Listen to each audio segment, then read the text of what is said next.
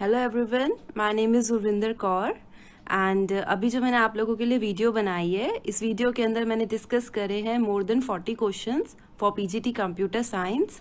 I hope ये questions आपको अच्छे लगेंगे। Thank you. So question one is the model which reduces the cost development of software is वो model जो आपकी जो ओवरऑल कॉस्ट होती है डेवलपमेंट की किसी सॉफ्टवेयर की जिसको वो कम करता है तो वो कौन सा मॉडल होता है। Waterfall model, prototype model, iterative model या नन ऑफ दीज। तो देखो आंसर आपका रहेगा प्रोटोटाइप मॉडल। क्यों? क्योंकि देखो जो प्रोटोटाइप मॉडल है उसके अंदर आपको पहले ही पता चल जाता है। आप एक डमी बना लेते हो ना, प्रोटोटाइप का मतलब ही ये है कि एक डमी मॉडल पहले ही मिल जाता है।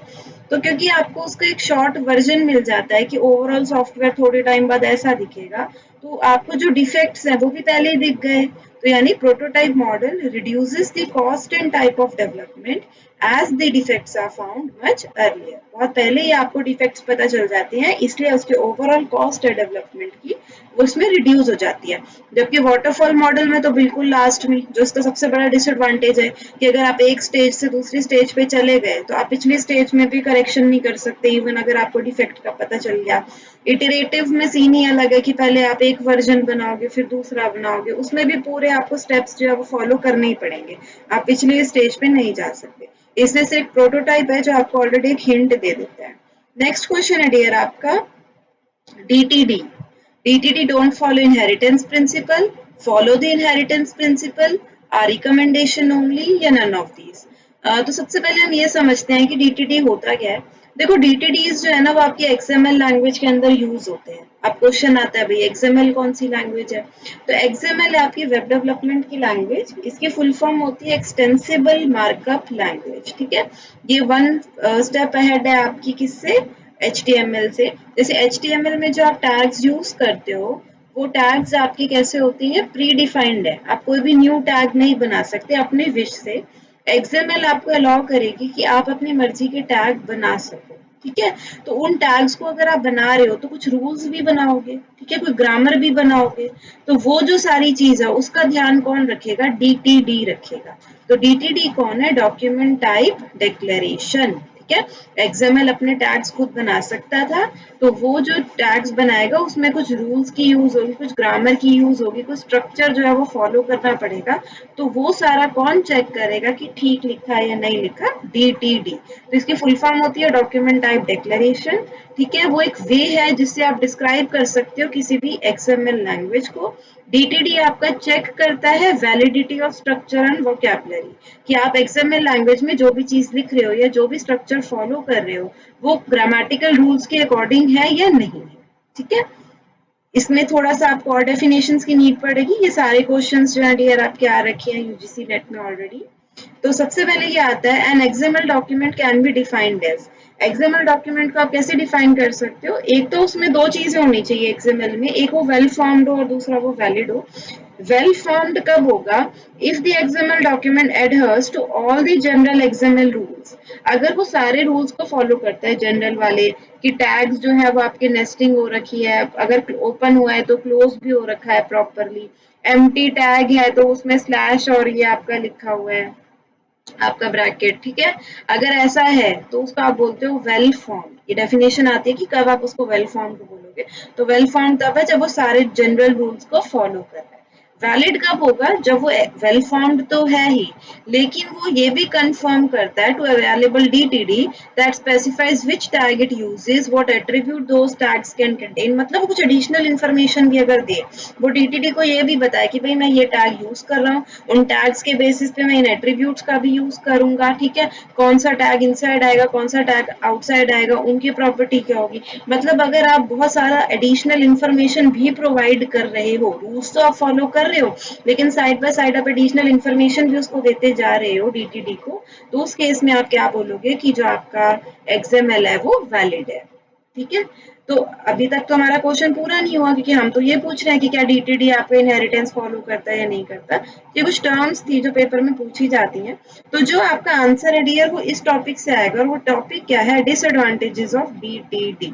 DTD के डिसएडवांटेजेस क्या है, इस टॉपिक से आपका आंसर बनेगा। सबसे पहले ये प्रॉब्लम है DTD में कि ये सपोर्ट नहीं करता नेम स्पेसेस को। नेम स्पेस का मतलब क्या होता है आपका, किया बहुत सारे, देखो जैसे सी सी प्लस प्लस है ना, ये सपोर्ट करता है। तो इसमें क्या होता है कि आपका जो ग्रुप होता है, आप किसी ग्रुप को एक नेम दे सकते हो, तो उसको हम नेम स्पेस बोलते हैं। मतलब ग्रुप ऑफ एलिमेंट्स को आप एक नेम दे सकते हो, एक नेम से आप बहुत सारी चीजों को बुला सकते हो, तो वो आपका नेम स्पेस है। लेकिन ऐसा कोई फंडा अपना एक्सएमएल में नहीं है। दूसरा क्या है, it supports only the text string data type. वो सिर्फ टेक्स्ट की स्ट्रिंग डेटा टाइप जो है ना, उसको सपोर्ट करता है, किसी और डेटा टाइप को ये सपोर्ट नहीं करता। जबकि आपको पता है कि बाकी सारी लैंग्वेजेस में कितनी डेटा टाइप्स होती है। और जो तीसरा पॉइंट है वो है, it is not object oriented. Object oriented नहीं है। अब आपको पता है कि ऑब्जेक्ट ओरिएंटेड लैंग्वेज जो है वो इनहेरिटेंस को सपोर्ट करती है। इनहेरिटेंस किसका फीचर है? ऑब्जेक्ट ओरिएंटेड लैंग्वेज का। लेकिन ये तो उसको सपोर्ट ही नहीं कर रही। अब क्योंकि ये ऑब्जेक्ट ओरिएंटेड लैंग्वेज को सपोर्ट नहीं करती, तो ये उसके फीचर को भी सपोर्ट नहीं करेगी। इसका मतलब इनहेरिटेंस जो है वो इसको फॉलो नहीं करेगी। तो आपका जो सेकंड क्वेश्चन का आंसर है वो क्या हो जाएगा? A, it doesn't follows inheritance principle. ठीक है। थर्ड क्वेश्चन आता है डियर आपका, each object in the active directory of Windows 2000 has an access control list. और दूसरा पॉइंट है, the scheme is a blueprint of all the objects in the domain of Windows 2000। तो कौन सी statement रही हो आपको ये बताना है। सबसे पहले क्या बोलता है कि एक्टिव डायरेक्टरी जो है, each object in the active directory, मतलब कोई आपकी डायरेक्टरी है विंडोज के अंदर। डायरेक्टरी का मतलब आपको पता है फोल्डर होता है। पहले हम डायरेक्टरी बोला करते थे, वैसे आजकल हम इसको फोल्डर बोल देते हैं। विंडोज 2000 में मान लो कोई डायरेक्टरी है, उसके अंदर कोई ऑब्जेक्ट है, मान लो कोई फाइल लगा लो, उसका क्या अपना एक एसएस कंट्रोल लिस्ट होगी? तो द आंसर इज ट्रू। देखो एसएस कंट्रोल लिस्ट से आपको क्या पता चलता है कि उसको कौन ओपन कर सकता है, यानी उस पर रीड राइट एग्जीक्यूट के जो ऑपरेशन होते हैं, ये जो वर्ड्स है, जैसे आपके डायरेक्टरी ऑब्जेक्ट और एसएस कंट्रोल लिस्ट, ये लाइनक्स के अकॉर्डिंग लिखे हुए हैं। नहीं तो अगर आप विंडोज की भी बात करें, तो अगर आपकी कोई डायरेक्टरी है, उसका कोई ऑब्जेक्ट है, तो उसका एसएस कंट्रोल लिस्ट तो होगी। और अगर आपने थोड़ा सा भी लाइनक्स पढ़ रखा है, तो आपको पता है रीड राइट एग्जीक्यूट के ऑपरेशन नाम भी पढ़े होंगे। तो रीड राइट एग्जीक्यूट जो है आपके, कि कौन उसको ओपन कर सकता है, कौन उसको मॉडिफाई कर सकता है, तो ये सारी इंफॉर्मेशन किस में होती है? आपके एसएस कंट्रोल लिस्ट में ही होती है ना। तो वो यहाँ पे यही पूछ रहा है कि क्या हर ऑब्जेक्ट की होगी। तो जैसे आपकी लाइनक्स में तो डेफिनेटली आपने ये वर्ड्स पढ़े होंगे। अगर इसके बारे में आपने डिटेल पढ़ी है 2000 के बारे में, तो यस, उसकी भी अपनी एसएस कंट्रोल लिस्ट होती है हर ऑब्जेक्ट की। ठीक है, क्योंकि उस कंप्यूटर को पता होना चाहिए कि किसी भी ऑब्जेक्ट को कौन ओपन कर सकता है और कौन, मतलब उस कौन ओपन कर सकता है और कौन नहीं कर सकता, कौन चेंजेस कर सकता है, कौन नहीं कर सकता। तो वो जो ऑथेंटिकेशन है वो इसी की हेल्प से होती है एसएस कंट्रोल लिस्ट की। फिर आपका आता है, स्कीम इज अ ब्लू, तो पहला तो ट्रू है। The scheme is a blueprint of all the objects in the domain of Windows 2000। तो आपका जो स्कीम होता है, क्या वो ब्लूप्रिंट है? Answer is true. देखो स्कीम का मतलब ही होता है, स्कीम के अंदर क्या होता है? Meta data. स्कीमा क्या है? वो दूसरी चीजों का डेटा ही तो रखता है ना। वो जितने भी ऑब्जेक्ट्स है, उनके बारे का जो भी उनकी इंफॉर्मेशन है, वो रख रहा है कि उसके अंदर क्या, उसके अंदर डेटा रहेगा, क्या उसकी डेफिनेशन है, क्या उसका स्ट्रक्चर है, ये सारे स्कीमा के पास होता है। तो स्कीमा के पास जब बाकी ऑब्जेक्ट्स का सारा डेटा पड़ा है, उसका एक्चुअल स्ट्रक्चरल डेटा पड़ा है, तो वो ब्लूप्रिंट ही तो हो गया। ब्लूप्रिंट में स्ट्रक्चर का डेटा ही तो होता है। अगर हम कह रहे हैं घर का ब्लूप्रिंट है, तो आपके पास घर का सारा स्ट्रक्चर ही तो है। तो उसी ढंग से क्या स्कीमा जो है वो ऑब्जेक्ट्स के लिए ब्लूप्रिंट का काम करता है। तो यस, क्योंकि स्कीमा के पास सारी इंफॉर्मेशन होती है। तो स्कीमा को यही बता रहा है, क्या करता है, ये सारे ऑब्जेक्ट्स बताएगा, एट्रीब्यूट्स बताएगा, जो उस डायरेक्टरी के अंदर आप सेव कर सकते हो डेटा का। And the physical structure of scheme consist of object definitions. Schema जो है उसके पास उन ऑब्जेक्ट्स की डेफिनेशंस भी होती हैं। ठीक है, तो इसीलिए क्योंकि स्कीमा के पास सारी इन्फो है उन ऑब्जेक्ट्स की, तो वो ब्लूप्रिंट की तरह एक्ट करता है। तो आंसर आपका सी है, बोथ 1 एंड 2, दोनों आंसर्स ठीक है। नेक्स्ट आपका आता है, which of the following a group must hold in order to be an abelian group. अगर आपको एक अबेलियन ग्रुप बनना है तो भाई क्या क्या प्रॉपर्टी चाहिए? डिस्ट्रीब्यूटिव, कॉम्यूटेटिव या सिमेट्रिक। तो भाई आंसर है कॉम्यूटेटिव। जैसे A dot B equal to B dot A plus B is equal to B plus A, ये आपका कॉम्यूटेटिव ऑपरेशन होता है ना। तो अगर कॉम्यूटेटिव प्रॉपर्टी होल्ड हो जाती है, तो उस ग्रुप को हम अबेलियन ग्रुप बोल सकते हैं। अगला क्वेश्चन है, suppose it takes 100 nanoseconds to access page table and 20 nanoseconds to access associative memory. If the average access time is 28 nanoseconds, the corresponding hit rate is 100%, 90%, 80% या आपका 70%।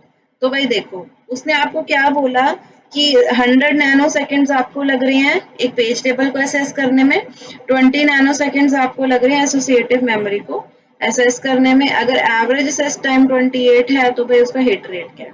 देखो हिट रेट कब होगा, हिट रेट तब होगा जब आपको एसोसिएटिव मेमोरी में मिल जाए। एसोसिएटिव मेमोरी किसका पार्ट है, कैश मेमोरी में। आपको पता है कि कैश मेमोरी सबसे पहले जो आपका सीपीयू है वो डेटा को कैश में ढूंढता है। अगर उसको कैश में मिल जाती है तो हम कहते हैं भाई हिट है। अगर उसको वहां पे नहीं मिलता तो फिर वो क्या करता है, रैम को चेक करता है। रैम किस फॉर्म में डेटा को स्टोर करती है, पेज टेबल की फॉर्म में। अगर उसको एक्सटर्नल स्ट्रक्चर, आपने स्ट्रक्चर पढ़ा हुआ है तो पेज टेबल, अगर इसका मतलब है अगर वहीं पे मिल गया तो हिट हो गई। अगर उसको पेज टेबल में सर्च करना है तो यानी कि आपका क्या हुआ, हिट नहीं हुआ है। तो बस वही चीज हमने फॉर्मूले, और दोनों का टाइम मतलब मिस हो गया और दोनों का टाइम मिला के आपका क्या हो गया, एसएस टाइम आ गया। तो अगर हम इस फॉर्मूले की बात करें तो वो इसी बेसिस पे बना हुआ है। वो क्या बोलता है कि टोटल जो एसएस टाइम है, एवरेज एसएस टाइम मतलब टोटल जो आपका एसएस टाइम है, वो किस चीज पे बेस्ड है आपका, कि सबसे पहले एसोसिएटिव मेमोरी में मैंने ढूंढा। ठीक है, अगर मुझे एसोसिएटिव मेमोरी में मिल गया, associative memory into hit ratio. Hit ratio मतलब हिट, अगर एसोसिएटिव मेमोरी में मिल गया तो उसका जो भी टाइम लगा वो उसका हिट रेशियो साथ में ऐड कर लो प्लस में। मान लो अगर नहीं मिलता तो मिस हुआ तो मिस रेशियो, और फिर उसको उसमें कितना टाइम लग गया पेज टेबल में, वो पेज टेबल एसएस टाइम हो गया। ठीक है, कैसे बना, अगर उसको एसोसिएटिव में मिल गया तो हिट हो गया, तो एसोसिएटिव को हिट से मल्टीप्लाई कर दो। और मान लो नहीं मिलता तो मिस हो गया, फिर उसको पेज टेबल में असेस करना पड़ेगा, तो मिस रेशियो प्लस में पेज टेबल असेस टाइम, और ये टोटल मिला के आपका एवरेज असेस टाइम हो जाएगा। तो बस वैल्यूज डालनी थी। एवरेज असेस टाइम उसने आपको दे रखा था, मान लो आपने हिट रेशियो को एक्स ले लिया तो एक्स इंटू 20 हो गया क्योंकि एसोसिएटिव 20 था, प्लस में। अब अगर हिट रेट एक्स है तो मिस रेट क्या हो गया, 1 माइनस हिट, तो 1 माइनस एक्स हो गया into page table assess time. बस आप एक्स को सॉल्व करोगे तो 0.9 आएगा, परसेंट की टर्म्स में लिखो तो 90% बन जाएगा। ठीक है, नेक्स्ट आता है which of the following has a valid node value attribute. Valid node value attribute किस में होता है, आप ये वाला बस 2 लाइंस पढ़ लो आपको आंसर मिल जाएगा। Public interface ATTR extend node. देखो जावा के अंदर ना आपका एक इंटरफेस होता है, उसका नाम होता है एटीटीआर, और वो किसको एक्सटेंड करता है, नोड नाम की क्लास को। तो वो यही बोलता है कि जो यहाँ पे नोड है उसको कौन किसके पास है ये नोड एट्रीब्यूट, तो आंसर है एटीटीआर के पास। एटीटीआर का जो इंटरफेस होता है वो एक एट्रीब्यूट की तरह एक्ट करता है, ऑब्जेक्ट के। ठीक है, और the typically the allowable values for the attribute are defined in schema associated with the document. और इस एट्रीब्यूट में कौन कौन सी वैल्यूज जा सकती हैं वो कौन बताता है आपको, स्कीमा बताता है। ठीक है, तो नोड को एक इंटरफेस है जो किसको एक्सटेंड कर रहा है, नोड को। तो वो यही पूछ रहा है कि नोड जो है वो एट्रीब्यूट वैल्यू उसको कहाँ से मिलेगी, तो एटीटीआर से ही मिलेगी। उसके बाद आता है given the following statements. To implement abstract data type, a programming language require a syntactic unit to encapsulate type definition. तो आंसर इज यस। देखो अगर आपको एब्स्ट्रैक्ट डाटा टाइप करनी है, एब्स्ट्रैक्शन का मतलब डिटेल्स को हाइड करना है, तो आपको पता है सबसे पहले आपको, आपने अगर ऑब्जेक्ट ओरिएंटेड लैंग्वेज पढ़ी है तो आपको पता है ना, सबसे पहले हम इनकैप्सुलेशन करते हैं उस डेटा की। हम उनको इकट्ठा कर लेते हैं, एक बार वो डेटा हमारा इनकैप्सुलेट हो जाता है तो उसके बाद फिर हम उसको छुपाते हैं, यानी हम उसको एब्स्ट्रैक्ट करते हैं। तो वो यही बोल रहा है कि एडीटी यानी एब्स्ट्रैक्शन करने के लिए क्या पहले हमें उसको इनकैप्सुलेट करना जरूरी है, तो answer is yes. To implement ADT, programming language requires some primitive operations that are build in the language processor. तो अगेन आपका आंसर है यस। अगर आपको एडीटी को इम्प्लीमेंट करना है तो एक प्रोग्रामिंग लैंग्वेज के अंदर क्या होना चाहिए, कुछ प्रिमिटिव डेटा टाइप्स ऑलरेडी होने चाहिए। ऐसा नहीं है कि आप एब्स्ट्रैक्शन करना चाहते हैं और आपके लैंग्वेज के अंदर कोई, लैंग्वेज प्रोसेसर के अंदर कोई भी डेटा टाइप नहीं है, कुछ तो होना चाहिए। ठीक है, कुछ प्रिमिटिव ऑपरेशंस होने ही चाहिए। फिर है C plus plus Ada Ada sorry Java, C sharp है, provide support for parameterised ADT. तो आंसर इज ट्रू। ये सारे आपका पैरामीटराइज पता है, जिसके अंदर आप पैरामीटर्स को पास कर सकते हो। तो क्या ये उसको सपोर्ट करते हैं, तो द आंसर इज ट्रू। ये सारी लैंग्वेजेस सपोर्ट करती हैं, तो आंसर हो जाएगा ऑल आर ट्रू। नेक्स्ट आता है which of the following arguments are not valid. कौन से वाले वैलिड नहीं है, 3 आर्ग्यूमेंट है ए बी सी, ये बेसिकली 3 क्वेश्चन है आपके, तो ये अभी नहीं पढ़ा रही हूँ, नीचे लिखे हुए हैं ये जो यहाँ से लेकर यहाँ तक ये सारा क्वेश्चन ही आप पढ़िए, सॉरी ये सारा यहाँ तक, ये यहाँ तक आपका क्वेश्चन है। और ऊपर इन्हीं से ये मैंने वो बनाए हैं, कुछ स्टेटमेंट्स बना लिए और उसके बेसिस पे हमने कुछ कंक्लूजन्स बना रखे। ये प्रेमाइसिस के बेसिस पे कंक्लूजन और जैसे भी लेना चाहो, ठीक है। तो क्वेश्चन बोलता है, if Gora gets the job and works hard then he will be promoted, if Gora gets promotion then he will be happy, he will not be happy, therefore either he will not get the job or he will not work hard।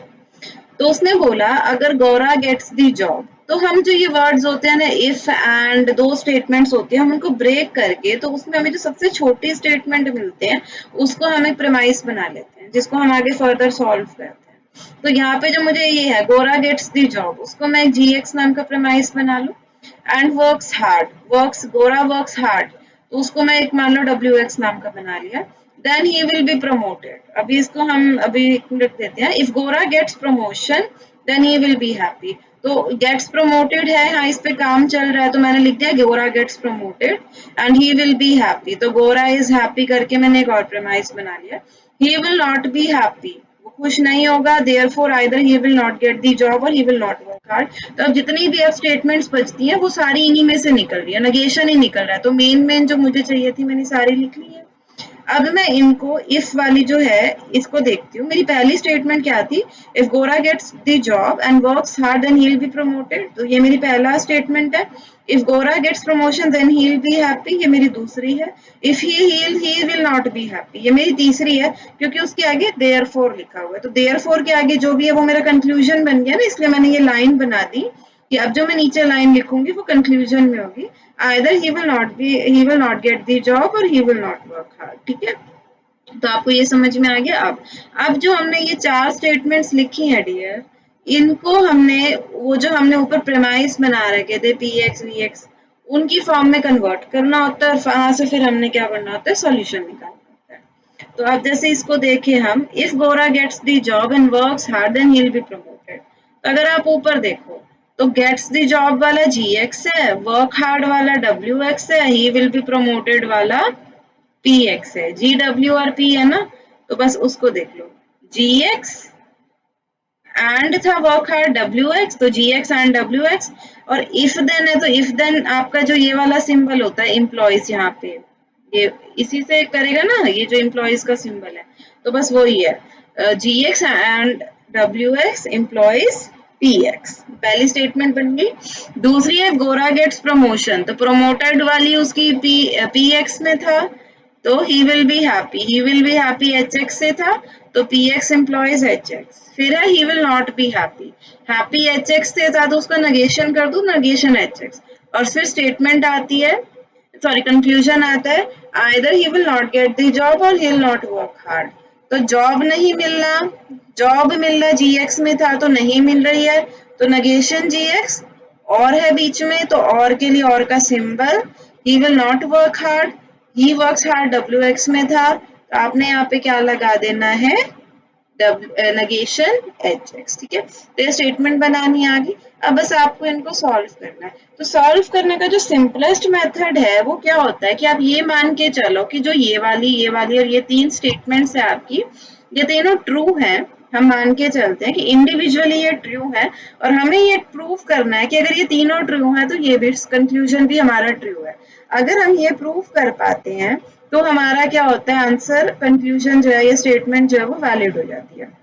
तो अब मैं ये लिखती हूँ, अब मेरे को पता है बाय डिफॉल्ट मैं ये मान के चल रही हूँ कि ये ट्रू है, जरूरी नहीं है कि सबको हम यूज करें। अगर हमने एक से भी प्रूव कर दिया कंक्लूजन ट्रू, तीनों को हम ट्रू मान के चल रहे हैं इंडिविजुअली। अब अगर मेरी एक स्टेटमेंट भी कंक्लूजन को ट्रू प्रूव कर देती है तो ओवरऑल आंसर आपका ट्रू हो जाता है और स्टेटमेंट आपकी वैलिड हो जाती है। तो मैंने इसको इंडिविजुअली ट्रू मान रखा है, तो नेगेशन H ट्रू है। अब सीधा मैं आएगी, मैंने बोला कि क्योंकि ये ट्रू है तो यहाँ पे भी ये ट्रू ही है, इसकी वैल्यू मुझे मिल गई ना, तो इसकी वैल्यू यहाँ मुझे ट्रू मिल गई नेगेशन H की। अब देखो नेगेशन H अगर यहाँ पे ट्रू है आपका, तो अब देखो ट्रू और समथिंग नेगेशन GX, अगर आपको ट्रूथ टेबल याद हो और टेबल की, तो अगर दोनों में से कोई एक भी एलिमेंट ट्रू है तो आंसर हमेशा ट्रू ही आएगा, है ना। तो बस इसी चीज का हम ध्यान रखेंगे। अब क्योंकि आपका इतना हिस्सा ट्रू है तो ये चाहे ट्रू हो चाहे फॉल्स हो जीएक्स, आंसर ने हमेशा ट्रू ही आना है। तो आंसर क्योंकि आपका हमेशा ट्रू ही आएगा, तो आपकी जो स्टेटमेंट है वो क्या होगी, वैलिड। ठीक है, आई होप आपको समझ में आई होगी। अब हम सेकंड क्वेश्चन करते हैं, तो उससे आपको और क्लियर हो जाएगा। क्या किया, एक अब हमारा क्वेश्चन जो था वो इतना था, यहाँ तक। ठीक है, यहाँ से लेके यहाँ तक आपका क्वेश्चन है। Either Puneet is not guilty or Pankaj is telling the truth. Pankaj is not telling the truth, therefore Puneet is not guilty. तो either Puneet is not guilty, हम मान के हम नॉट वाली स्टेटमेंट नहीं लेते, हम जो पॉजिटिव होती है हम हमेशा वो कंसिडर करते हैं। तो हम इसीलिए पुनीत इज गिल्टी को क्या करेंगे, पीयू कर लिया। फिर मैंने बोला Pankaj is telling the truth, तो उसको पीए कर दिया। उसके बाद जो बाकी दो लाइंस है उनका नेगेशन ही है, तो हम वो नहीं लिखेंगे। अब हमने इसको थोड़ा सा उस फॉर्म में लिखा, either Puneet is not guilty और Pankaj is telling the truth पहली line, Pankaj is not telling the truth ये हमारी दूसरी स्टेटमेंट। और क्योंकि हमें देयरफॉर मिल गया तो हमने ये लाइन बना दी, और फिर हमारे पास कंक्लूजन है पुनीत इज नॉट गिल्टी। ठीक है, तो हमारे पास अब हमें इन तीन लाइनों को क्या करना है, दूसरी फॉर्म में लिखना है। Either Puneet is not guilty, Puneet guilty है वो पीयू है, तो गिल्टी नहीं है तो नेगेशन पी आ गया यहाँ पे। और फिर और है, तो और के बाद लिखा है Pankaj is telling the truth, तो वो पीए था तो यहाँ पे मेरा पीए आ गया, पहली वाली बन गई। दूसरी है Pankaj is not telling the truth, तो Pankaj is telling the truth पीए है, तो वो क्या हो जाएगी, नेगेशन पीए। और फिर आपको ये लाइन खींचनी है कंक्लूजन वाली, और फिर इधर क्या लिखा है, Puneet is not guilty, Puneet is guilty PU है, तो यहाँ पे आप नेगेशन पीयू लिख दोगे। अब अगर आप इस टोटल को ध्यान से देखो, वैसे तो वही तरीका है, इसको भी ट्रू मानो, इसको भी ट्रू मानो, और इसको ट्रू प्रूव करो, ये है। लेकिन ये वाला जो केस है ना डियर, ये आपका एक डिसजंक्टिव सिलोजिज्म होता है आपका, तो ये उसके ऊपर बेस्ड है।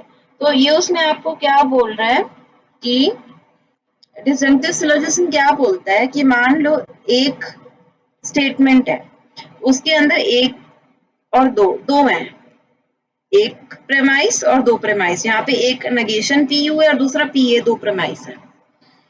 अब अगर किसी एक प्रेमाइस का, जैसे अगर आप यहाँ पे देखो तो यहाँ पे आपको पीए दिख रहा है, उसी का नेगेशन किसी भी एक का, दोनों में से किसी भी एक का नेगेशन दूसरी स्टेटमेंट में मिल जाए, और कंक्लूजन में फिर जो यहाँ पे बचा हुआ था वो एज सच, अगर वो नेगेटिव है तो नेगेटिव कंक्लूजन में हो, और अगर पॉजिटिव है, मतलब अगर पीयू लिखा होता सिर्फ यहाँ पे, और तो यहाँ पे पॉजिटिव लिखा होता, अगर ऐसा केस हो तो उसको आप डिसजंक्टिव सिलोजिज्म बोलते हैं, और उस केस में आपका स्टेटमेंट ही वैलिड होती है, फिर आपको प्रूव नहीं करना होता। ये बेसिकली आपका फॉर्मूला है। क्या बोलता है, फिर से समझते हैं हम।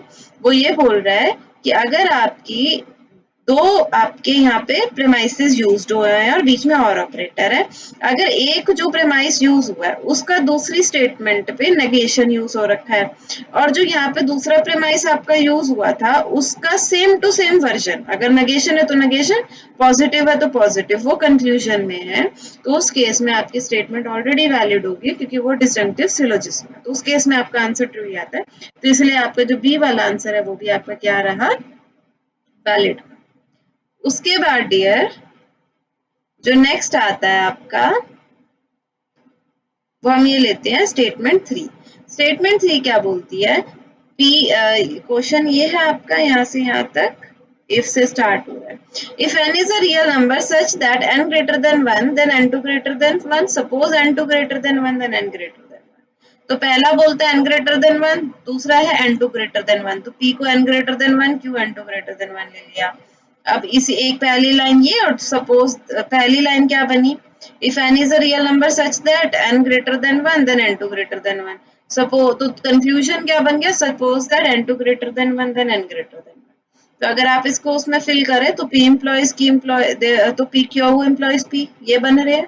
पर अगर आप इसको सॉल्व भी करो तो p इम्प्लॉइज क्यू से आप क्यू इम्प्लॉइज p कभी भी प्रूव नहीं कर सकते, किसी भी उससे, किसी भी ट्रूथ टेबल से कभी भी प्रूव नहीं हो सकता। तो इसी वजह से ये आपकी क्या है, इनवैलिड स्टेटमेंट। ठीक है, अगला क्वेश्चन आपका आता है, according to Brooks if n is the number of programmers, या प्रोग्रामर्स है ये जो वर्ड है, it is programmer in a project, ये प्रोग्रामर है। Then the number of communication path, मतलब उसने कहा कि मान लो 10 बंदे बैठे हैं, 10 प्रोग्रामर है, तो उनके बीच में कितने कम्युनिकेशन लिंक बन सकते हैं। तो देखो ब्रूक के अकॉर्डिंग जो ये है, ये स्टेटमेंट बिल्कुल वैसी है कि अगर आपके पास एक एन डायरेक्टेड, अगर आपके पास एक ग्राफ है जिसमें एन नोड्स हैं, और अगर आप उसको एक कंप्लीट ग्राफ बनाना चाहते हो तो कितने एजेस का यूज करोगे, तो आपको उसका फॉर्मूला पता ही होगा, N into N minus one by two. तो सेम ही आंसर है आपका यहाँ पे भी, कंप्लीट ग्राफ हो तो कितने एजेस पॉसिबल होते हैं, N into N minus one by two. तो ब्रूक भी यही कह रहा था कि अगर आपके मान लो एन प्रोग्रामर है तो कितने कम्युनिकेशन लिंक उनके बीच में पॉसिबल है, N into N minus one by two. फिर आपको मैच द फॉलोइंग करना था। मान लो नॉर्मलाइजेशन है, तो आपको पता है नॉर्मलाइजेशन तो आपका डेटा की रिडंडेंसी रिपीटिशन को कम करने के काम आता है। डेटा डिक्शनरी है तो उसमें मेटा डाटा होता है, मतलब दूसरे डेटा की इंफॉर्मेशन होती है। रिफरेंशियल इंटीग्रिटी है तो वो आपकी प्राइमरी और फॉरेन की के बीच में एक मैच इनफोर्स करती है। और एक्सटर्नल स्कीमा क्या करता है, वो व्यू डिफाइन करता है एक व्यू के लिए। एक्सटर्नल स्कीमा क्या करता है, पूरा डेटाबेस दिखाने की बजाय आपको थोड़ा सा डेटाबेस दिखाता है ना, पूरा नहीं दिखता, थोड़ा सा ही दिखता है जितना आपको रिक्वायर्ड है, तो वो आपका कौन करता है, एक्सटर्नल स्कीमा। अगला क्वेश्चन आता है आपका, a major defect in waterfall model in software development is the documentation is difficult, नहीं है। Blunder at any stage can be disastrous, नहीं है, क्योंकि हम स्टेज को दोबारा रिपीट करके उस ब्लंडर को ठीक कर सकते हैं। A trial version is available only at the end of the project, तो ये सबसे बड़ा डिफेक्ट है कि अगर आपने एक स्टेज से दूसरी स्टेज पे आ गए तो आप पिछले वाले को तभी कंप्लीट, जब तक आपका the maintenance of the software is difficult, पहले फोर्थ पढ़ लेते हैं, ऐसा भी कुछ नहीं है। जो इसका मेजर डिफेक्ट है वो ये है कि ट्रायल वर्जन आपका एंड में ही आपको मिलेगा। आप जब स्टेप्स को फॉलो करते जा रहे हो तो जब आपको नहीं पता आपका क्या बन रहा है, आप कस्टमर को बीच में प्रोडक्ट नहीं दिखा सकते, जैसे आप आके उसमें दिखा सकते हो, इटरेटिव में भी दिखा सकते हो जल्दी वर्जन बना के कि कुछ कुछ ऐसा बनाऊंगा। प्रोटोटाइप तो है ही वो कि पहले शॉर्ट डमी दिखा दो और फिर फाइनल दिखा दो। लेकिन वाटरफॉल मॉडल में जब तक सारी स्टेजेस कंप्लीट नहीं होती तब तक उसको ये नहीं पता चलता कि बना क्या है। तो ट्रायल वर्जन एंड के बाद ही है, तो ये सबसे बड़ी डिसएडवांटेज है। द प्रॉब्लम, और उससे कम डिसएडवांटेज जो ये ब्लंडर वाला ये इशू नहीं है, इसलिए क्योंकि स्टेज जब सारे स्टेप्स क्लियर हो जाएंगे फिर आप ठीक कर सकते हो। The problem of indefinite blockage of low priority jobs in general priority scheduling can be solved using. मान लो आप क्या कर रहे थे, आपने प्रायोरिटी वाली जॉब्स, आपने प्रायोरिटी शेड्यूलिंग बनाई, जिसकी प्रायोरिटी हाई की वो जाता रहेगा जाता रहेगा जाता रहेगा। मान लो एक जॉब है जो जिसकी लो प्रायोरिटी है तो वो तो कभी एग्जीक्यूट ही नहीं होगी ऐसे, है ना, तो वो तो स्टारवेशन की प्रॉब्लम आ जाएगी। तो स्टारवेशन से बचने के लिए आप एजिंग का कॉन्सेप्ट लाते हो। इसका कॉन्सेप्ट एजिंग, मतलब जिसकी लो प्रायोरिटी होती है उसको फिर आप उसको बढ़ा, उसकी प्रायोरिटी आप बढ़ाना स्टार्ट कर देते हो, तो उससे क्या होता है एक टाइम पे उसकी हाईएस्ट प्रायोरिटी होती है और फिर वो रन कर जाती है। तो मेजर प्रॉब्लम क्या है, वो स्टारवेशन की है कि वो हमेशा के लिए ब्लॉक हो जाएंगी, कभी रन ही नहीं होंगी। तो इसका सॉल्यूशन क्या रहेगा, एजिंग। एजिंग एक ऐसी टेक्निक है जिसमें आप उसका प्रायोरिटी इंक्रीज कर देंगे, ताकि वो क्या होगा, जब उसकी प्रायोरिटी सबसे हाई हो जाएगी तो फाइनली वो रन कर जाएगी। फिर आपका आता है IC 80287, क्या है, ग्राफिक का प्रोसेसर, माइक्रो कंट्रोलर या को प्रोसेसर। तो आंसर आपका रहेगा भाई वो तो एक को प्रोसेसर है। को प्रोसेसर क्या होता है, जो मेन प्रोसेसर की हेल्प करता है, थोड़े बहुत फंक्शन जैसे फ्लोटिंग पॉइंट ऑपरेशन या कोई ग्राफिक की कैलकुलेशन, वो छोटा मोटा काम ले लेगा, प्रोसेसर उसको अपने एक असिस्टेंट की तरह रख लेगा, और कोई भी फालतू का काम होगा तो उसका देता रहेगा, खुद मेन काम करता रहेगा। तो वो जो काम होता है कौन करता है, को प्रोसेसर। और IC 80287 आपका को प्रोसेसर है। अगला आता है, which of the following is correct for overloaded functions in C++। C++ के अंदर आपकी ओवरलोडेड फंक्शंस जो है उनके रिगार्डिंग करेक्ट स्टेटमेंट कौन सी है, compiler sets up a separate function for every definition of function. A compiler does not set up a separate function for every definition of function. Overloaded functions cannot handle different types of objects. Overloaded function cannot have the same number of arguments. तो इसमें जो आपका A part है, compiler sets up a separate function, इनका मतलब समझ लो। Compiler क्या करता है, आपकी हर एक definition sets up a separate function for every definition, her definition के अलग अलग फंक्शन होगा ना आपका। तो बी पार्ट तो उसका उल्टा था इसलिए नहीं चला। Overloaded function cannot handle more different types of objects. भाई ओवरलोडेड का काम ही ये है कि उसको डिफरेंट डेटा ऑब्जेक्ट्स दो। Overloaded function cannot have same number of argument. बिल्कुल हो सकते हैं भाई। मान लो अगर आपने एक मान लो ऐड नाम का फंक्शन है, उसमें इंट इंट डाल दिए, मतलब 2 आर्ग्यूमेंट हो गए। दूसरा आपने एक फंक्शन बनाया, उसके आर्ग्यूमेंट आपने फ्लोट फ्लोट डाल दिए। नंबर ऑफ आर्ग्यूमेंट्स तो सेम है, पर क्योंकि उनकी टाइप अलग है तो वो उसका हैंडल कर लेगा। और डिफरेंट डेटा टाइप यहीं से पता चल गया कि वो इंट, फ्लोट और कोई भी स्ट्रिंग जो है वो हैंडल कर सकता है। और सेपरेट उसको बनाना ही पड़ेगा। अगर वो सेपरेट डेफिनेशन नहीं बनाएगा तो computer confuse, compiler confuse, run किसको करेगा? तो उसके लिए उसको सेपरेट तो बनाना ही पड़ेगा ना। तो इसलिए आपका आंसर ये था। विच of the following is a correct statement? Composition is a strong type of association between two classes with full ownership। और फिर वो partially बोल रहा है। तो भाई composition जो है ना, ये definition पढ़ लेना, तो ये को नहीं आती होती। Composition जो है ना, वो strong भी और full ownership भी है। Composition is a strong type of association between two classes with full ownership। So when an object contains the other object, if the contained object cannot exist without the existence of container object, तब उसको composition बोलते हैं। क्या है? जब एक object जो है ना वो दूसरे ऑब्जेक्ट को कंटेन करता है और जिस ऑब्जेक्ट को उसने कंटेन किया है वो उस मेन ऑब्जेक्ट के बिना नहीं रह सकता, उसकी कोई एग्जिस्टेंस नहीं है, तो वो कॉम्पोजिशन है। तो इसलिए कॉम्पोजिशन जो है ना, दो क्लासेस के बीच में हमेशा ही वो स्ट्रॉन्ग टाइप ऑफ एसोसिएशन रखेगा और ओनरशिप को भी वो फुल रखेगा। Next, आपको consider the following statements. High speed Ethernet works on fiber optic. A point-to-point protocol over Internet is a network protocol for encapsulating PPP frame inside Ethernet frame. High-speed Ethernet does not work on optic fiber. A point-to-point protocol over Internet is a network protocol for encapsulating Ethernet frame inside PPP frame। देखो, high speed Ethernet तो भाई आपके optical fibre पे चलती है। आपको पता ही है आजकल टेक्नोलॉजी ही ऑप्टिकल फाइबर की चल रही है, तो ए तो आपका ट्रू है। जो थर्ड पॉइंट था वो ए का अपोजिट था, इसलिए सी पॉइंट गलत हो गया।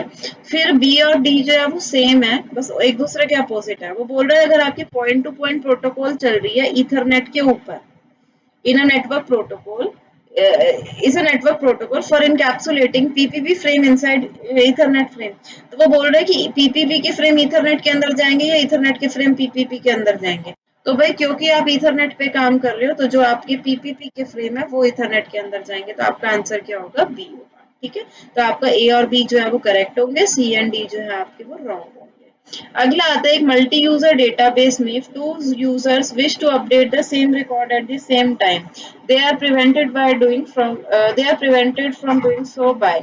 एक मल्टी यूजर का डेटाबेस है और टू यूजर्स है जो विश करना चाहते हैं to update the same record. एक टाइम पे दो लोग सेम रिकॉर्ड पे काम करना चाहते हैं, तो उनको रोका कैसे जाएगा? तो उनको रोका जाएगा रिकॉर्ड लॉक से। आपने ट्रांजेक्शन में काम किया है तो सबसे पहले आप लॉक कर देते हो ना, ए लॉक बी। अगर आपकी ट्रांजेक्शन का नाम ए है मान लो, तो आप सबसे पहले लॉक ए करते हो फिर आगे काम करते हो। तो वो जो आप लॉक कर रहे हो इसीलिए कर रहे हो कि कोई और उसमें काम ना कर पाए। सपोज करो that R1 and R2 are reflexive relation, which of the following statement is correct? एक सेट था ए, उसके ऊपर आपने दो रिफ्लेक्सिव रिलेशन बना लिए, तो अब कौन से वाला सही होगा? R1 R2 का इंटरसेक्शन रिफ्लेक्सिव होगा, ये यूनियन रिफ्लेक्सिव होगा, ये यूनियन रिफ्लेक्सिव होगा, आपको वो सब बताना है। ये दोनों ही रिफ्लेक्सिव होंगे, दोनों ही रिफ्लेक्सिव होंगे। तो सबसे पहले हम एक सेट ले लेते हैं, मान लो ए ले लिया 1 2 3। अब उसका कार्टेशियन प्रोडक्ट बना लिया। अब मैंने बोला कि R1 और R2 आपके दो रिफ्लेक्सिव रिलेशन है, तो मान लो आपने R1 भी बना लिया। अब R1 मान लो इस रिलेशन में से आप बना रहे हो कार्टेशियन प्रोडक्ट में से, तो क्योंकि वो रिफ्लेक्सिव है तो 1 1 2 2 3 3 तो ले गए और साथ में कुछ वैल्यूज यहाँ से लेकर यहाँ तक ले सकता है। लेकिन 1 1 2 2 3 3 तो उसने लेना ही है, तो उसने 1 1 2 2 3 ले लिया, साथ में ये लिया। R2 जो दूसरा रिलेशन बनाया, क्योंकि वो भी रिफ्लेक्सिव है तो उसने भी 1 1 2 2 3 3 तो लेना ही है, और इनमें से वो कोई भी वैल्यू उठा सकता है। तो उसने मान लो क्या उठा ली, 2 1 ले ली। तो अब अगर आप देखो R1 और R2 का यूनियन करोगे तब भी इसमें 1 1 2 2 3 3 आएगा, और अगर आप इनका इंटरसेक्शन करोगे तो वो भी आएगा। तो इसीलिए आपका आंसर क्या रहेगा कि दोनों क्या है आपके, R1 R2 भी रिफ्लेक्सिव है और आर्यन यूनियन R2 भी आपके रिफ्लेक्सिव है। ठीक है, नेक्स्ट आता है which of the following is input element. Input element कौन सा है, मतलब किसकी हेल्प से आप इनपुट दे सकते हो? हिडन फील्ड की हेल्प से इनपुट दे सकते हो। हिडन फील्ड कौन सी होती है, कई बार आप ऐसे डेटा भरते हो किसी फॉर्म में और आप क्या करते हो, सेव पे क्लिक कर देते हो, तो वो जो सारा डेटा होता है वो आपका उठ के डेटाबेस में चला जाता है। आपको दिखता तो नहीं कि वो डेटाबेस में गया, स्टिल वो जाता तो है ना, तो उसको आप हिडन फील्ड बोलते हो। पासवर्ड आपको पता ही है, पासवर्ड एंटर करते हो अगेन, तो वो भी इनपुट का ही मेथड है। और चेक बॉक्स जो है जिसमें आप टिक टिक कर रहे होते हो वो भी इनपुट का ही मेथड है। तो ये सारे आपके इनपुट के मेथड है। अगला आता है, if a function is a friend of a class which of the following is wrong. अगर एक फंक्शन है वो फ्रेंड है किसी क्लास का, तो रॉन्ग कौन सा है। A function can be declared a friend by a class itself. वो बोलता है कि जो फंक्शन है, क्या एक क्लास ही किसी को फ्रेंड बना सकती है। Friend functions are not members of the class, they are associated with it. वो उसके मेंबर नहीं होते, उससे एसोसिएट करते हैं। Friend function are member of the class and it can have access to all the members of the class even private. तो भाई जो गलत चीज है वो ये है कि फ्रेंड फंक्शन जो है मेंबर होते हैं क्लास के। जो फंक्शन उस क्लास के अंदर आपने लिखे वो तो भाई उसके डेटा फंक्शन, वो तो उसके डेटा मेंबर हो गए, ठीक है, सॉरी वो उसके मेंबर फंक्शन हो गए। डेटा मेंबर उसका डेटा हो गया और मेंबर फंक्शंस जो है वो उसके फंक्शन हो गए। हमने फ्रेंड एक ऐसा फंक्शन बनाना है जो भाई उस क्लास का फंक्शन नहीं है, लेकिन उसके पास क्या क्या प्रोविजन है कि वो उसका सारा प्राइवेट डेटा, प्रोटेक्टेड डेटा सब कुछ एसेस कर सकता है। आपको पता है वैसे तो किसी क्लास का मैकेनिज्म ऐसा नहीं हो सकता कि उस क्लास का प्राइवेट डेटा कोई, उस क्लास का सिर्फ मेंबर फंक्शन ही एसेस कर सकता है, कोई और क्लास उसको एसेस नहीं कर सकती। लेकिन फ्रेंड एक लौता ऐसा फंक्शन होता है जो उसके प्रोटेक्टेड डेटा को भी कर सकता है, ठीक है। और ये मेंबर नहीं होते हैं, वो एसोसिएटेड होते हैं, और वो क्लास ही उसको अपना फ्रेंड बनाएगी और उसके बाद सारी प्रोविजन आपको दे देगी, ठीक है। उसके बाद आपका आता है, suppose you want to delete the name that occurs before Vivek in alphabetical listing. तो आप कौन सा डेटा स्ट्रक्चर यूज करोगे। तो भाई जो डेटा स्ट्रक्चर हम यूज करेंगे, समझो विवेक से पहले हमें यूज कर डिलीट करना है, तो भाई डबली लिंक लिस्ट को यूज कर सकते हैं। देखो सर्कुलर लिंक लिस्ट क्या बोलेगी, जब पूरी लिंक लिस्ट खत्म होगी तो फिर स्टार्टिंग पॉइंट पे आओ। तो विवेक से पीछे तो जा नहीं सकते, वो तो पूरी लिंक लिस्ट खत्म होने के बाद दोबारा से। लिंक लिस्ट तो आगे आगे ही जाएगी और खत्म हो जाएगी। मान लो विवेक तक पहुंच गए तो पीछे जाने का कोई लिंक नहीं है। डीक्यू तो मैकेनिज्म ये अलग है, वो भी ये है कि जो लास्ट इन फर्स्ट आउट है, तो और वो भी नहीं होगा। तो आपका आता है फिर ये डबली लिंक लिस्ट। डबली लिंक लिस्ट में जो पॉइंटर है वो आगे की तरफ है, तो वो प्रीवियस नोड के पास भी आपको पॉइंटर मिल जाता है। तो बस वही चीज का बेनिफिट होगा डबली लिंक लिस्ट में, अगर विवेक से मुझे पीछे जाना है तो मेरे पास एक पॉइंटर होगा, ठीक है, तो मैं वहां से उसके पास पीछे चली जाऊंगी और उस डेटा को डिलीट कर सकती हूँ। अगला आता है, which data management language component enable the DBA to define the schema.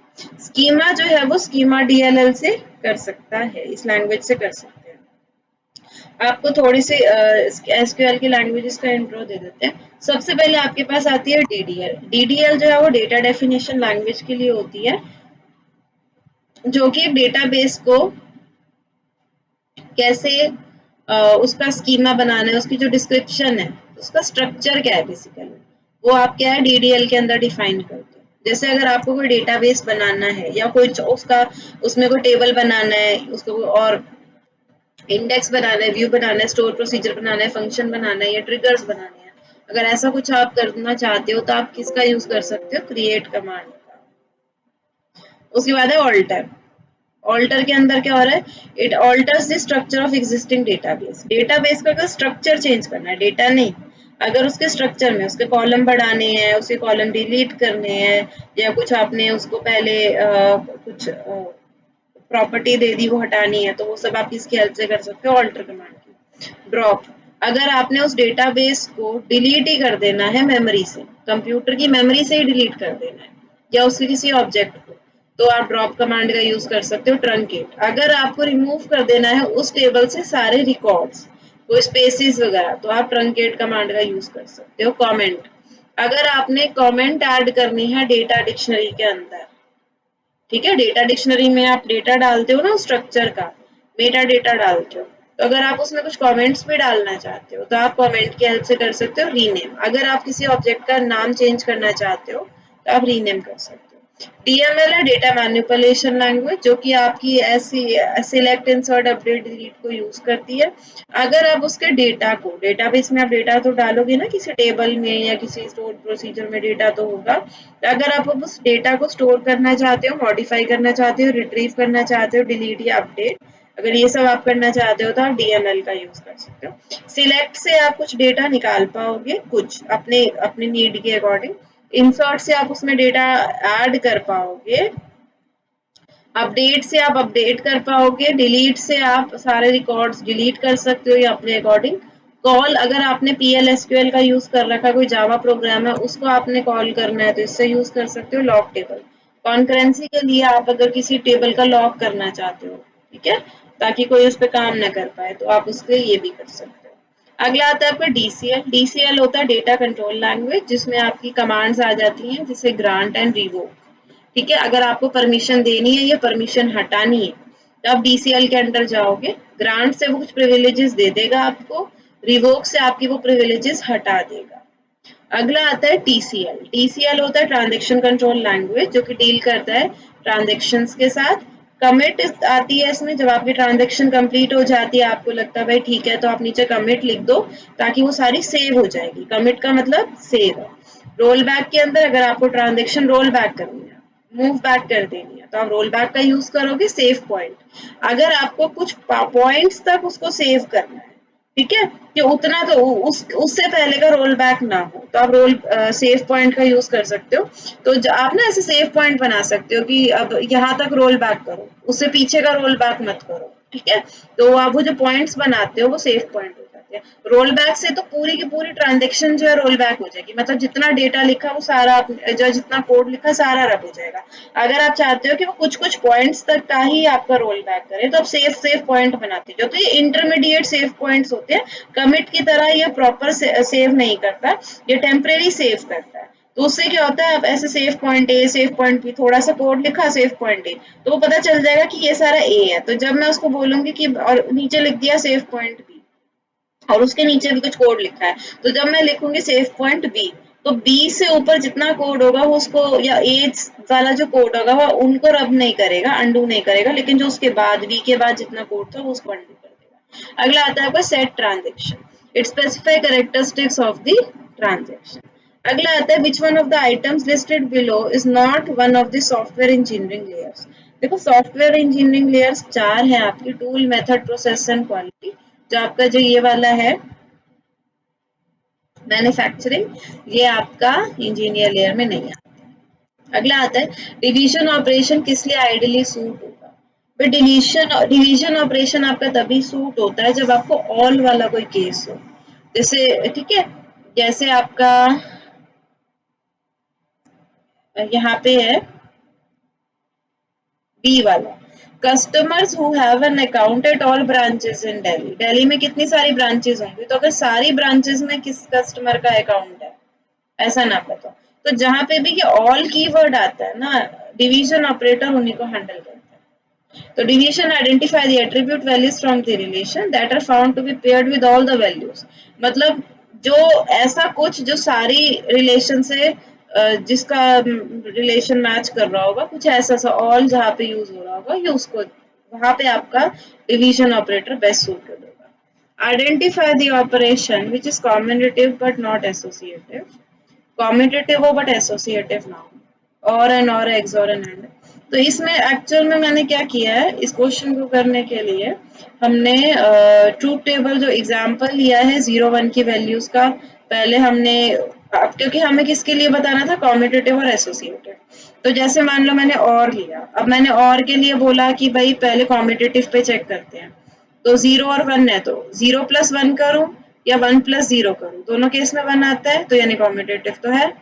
अब अगर 0 + 1 करूं पहले और अब कॉम्यूटेटिव करके देखते हैं, तो मान लो 0 1 1 मैंने वैल्यूज ले ली, मैंने बोला 0 + 1 करो पहले एसोसिएटिव में, तो 0 + 1 आपका 1 आया, और फिर मैंने बोला उसमें 1 ऐड कर दो, तो 1 आ गया। फिर यहाँ पे भी वही चीज की, तो सेम आंसर आया। तो भाई और तो आपका क्या हुआ, दोनों कॉम्यूटेटिव है और एसोसिएटिव है। पर हमें तो ढूंढना जो कॉम्यूटेटिव है और एसोसिएटिव नहीं है। ऐसे ही मैंने नॉर पे ट्राई किया तो 0 नॉर 1 1 नॉर 0 आपका कॉम्यूटेटिव आता है, लेकिन अगर मैं 0 नॉर 1 फिर मैं नॉर 1 करती हूँ और वही चीज मैं ब्रैकेट्स चेंज करके करती हूँ तो सेम आता नहीं है, तो इसका मतलब नॉर जो है वो ये नहीं है। ऐसे ही आप अगर एक्सॉर और नैंड पे ट्राई करोगे तो you will come to know कि बेसिकली आपका और जो एक्सॉर है वो कॉम्यूटेटिव है और एसोसिएटिव भी है, लेकिन जो ये क्वेश्चन है कि कॉम्यूटेटिव हो बट एसोसिएटिव ना हो तो वो नॉर और नैंड गेट है। ठीक है, तो ये करने की बजाय आप ये 4 पढ़ लो, अगर आपको ये 4 चीजें याद होगी फ्रॉम हेयर टिल हेयर तो आपका ये क्वेश्चन आपको ऐसे सॉल्व करना नहीं पड़ेगा। जितने भी लॉजिक गेट्स हैं कॉम्यूटेटिव लॉ तो भाई वो फॉलो करते हैं। उसके बाद बोला जितने भी आपके एंड है और है एक्सॉर है एक्सनॉर है, कॉम्यूटेटिव तो ये थे, ये एसोसिएटिव भी है, लेकिन जो नैंड और नॉर है ये एसोसिएटिव नहीं है, जो अभी हमने प्रूव किया। उसके अलावा जो आपका एंड और है, अगर हम डिस्ट्रीब्यूटिव की भी बात करें तो एंड और तक तो डिस्ट्रीब्यूटिव को फॉलो करते हैं, लेकिन अभी आपका एक्स और एक्स नॉर नैंड नॉर ये आपका डिस्ट्रीब्यूटिव प्रॉपर्टी को फॉलो नहीं करते। ठीक है, तो अगर आपको ये याद हो गया तो it will be very easy for you, और ये क्वेश्चन आता है, एक तो अटकता ही है ऐसा क्वेश्चन। अब आपका आता है पोर्टेबल मीन्स। आप बोलते हो प्रोग्राम पोर्टेबल है, पोर्टेबिलिटी है, तो भाई उसका मतलब क्या होता है? प्रोग्राम विद व्हील नहीं भाई, इंडिपेंडेंट फ्रॉम विद ऑथर नहीं, independent of platform yes. Portable का मतलब होता है अभी मान लो मैं अपनी ये पीडीएफ फाइल किसी मतलब जो मेरे प्लेटफॉर्म है इसका उस पर खोल रखी है, ठीक है, विंडोज का ऑपरेटिंग सिस्टम है, 64 बिट है जो भी है, अगर आप ये सेम फाइल अपने मैक के उसमें खोलेंगे मैक ओएस में तो ये वहां भी अगर ओपन हो रही है तो ये पोर्टेबल है। पोर्टेबल का मतलब क्या होता है कि डिफरेंट कॉन्फ़िगरेशन होती हैं, हर किसी की कॉन्फ़िगरेशन डिफरेंट ही होती है, थोड़ी बहुत तो रैम रूम तो सबकी और हार्ड डिस्क तो सबकी अलग होती है। तो अगर थोड़ी सी कॉन्फ़िगरेशन भी चेंज है और मेरा जो एक कोई भी फाइल है वो मेरे पे भी वर्क ओपन हो जाए और आपके पे भी वर्क ओपन हो जाए, तो अगर ऐसे कुछ हो पा रहा है कि कोई भी सॉफ्टवेयर यहाँ पे भी ओपन हो रहा है और किसी और कंप्यूटर पे भी ओपन हो रहा है, अगर उसको कॉन्फ़िगरेशन या प्लेटफॉर्म अलग है तो उसको आप क्या बोलते हो? पोर्टेबल बोलते हो। तो ये क्या है? पोर्टेबल का मतलब होता है कि प्लेटफॉर्म पे डिपेंड नहीं करता, इंडिपेंडेंट होता है उसका। ठीक है, अब आपका क्वेश्चन आता है consider the query select student name from students where class name equal to select class name from students where max mark equal to 100, तो आउटपुट क्या आएगा? आउटपुट पढ़ने से पहले क्वेरी को समझ लो, बिकॉज आउटपुट के ऑप्शंस ऑलमोस्ट सेम सेम है तो वो ज्यादा कंफ्यूज कर देते हैं। कॉन्सेप्ट क्या रहता है? पहले आपको इनर मोस्ट क्वेरी को सॉल्व करना होता है और इनर मोस्ट से जो आंसर होते हैं उससे आपको बाहर जाना होता है, यही होता है ना नेस्टेड क्वेरीज के अंदर, इनर मोस्ट से आउटर मोस्ट पे हमने जाना है। तो इनर मोस्ट क्वेरी मेरी ये वाली है, वो क्या बोलती है? सिलेक्ट करो भाई, क्या सिलेक्ट करो? क्लास का नाम सिलेक्ट करो। कहाँ से सिलेक्ट करो? स्टूडेंट टेबल से भाई, मतलब स्टूडेंट टेबल से मुझे क्लास का नेम चाहिए, बच्चों का नेम, जहां पर मैथ के मार्क्स 100 है।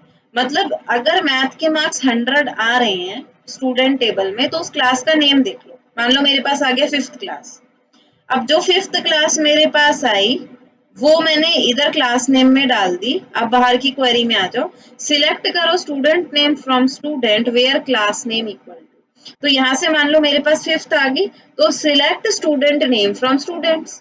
अब स्टूडेंट्स के टेबल से ही मुझे बच्चों का नाम बताओ जहाँ पे क्लास 5th हो, तो यहाँ पे 5th आ गया तो 5th क्लास के बच्चों का नाम बता दो, बस सिंपल सा आंसर है। ठीक है, तो अब आप आउटपुट देखो, द लिस्ट मतलब उस बच्चों बेसिकली जिस, अब इस क्वेरी को समझ लो कि जिस भी क्लास में अगर एक भी बच्चे के मार्क्स 100 आ गए तो उस क्लास के सारे बच्चों के नाम आपको दिखेंगे, क्योंकि आपने यहाँ पे क्या है क्लास का नेम दे दिया था और फिर आपने कहा था भाई उस क्लास के जो क्लास है उसके बच्चों के नाम दे दो। तो अगर एक भी बच्चे का, क्योंकि उसने बोला ना वो क्लास बताओ जहाँ पे मैथ में मार्क्स 100 है, तो अगर एक भी बच्चे के मार्क्स 100 हुए तो क्लास के नाम में वो क्लास का नाम चला गया और वो यहाँ पे भी चला गया, और मैंने बोला क्या है कि जो यहाँ पे क्लास का नाम आया है उसके बच्चों के नाम बता दो। तो क्वेरी बेसिकली मेरी क्या बनी कि अगर एक भी बच्चे के मैथ में मार्क्स 100 है तो आपके पास क्या है उस क्लास के सारे बच्चों का नाम होगा।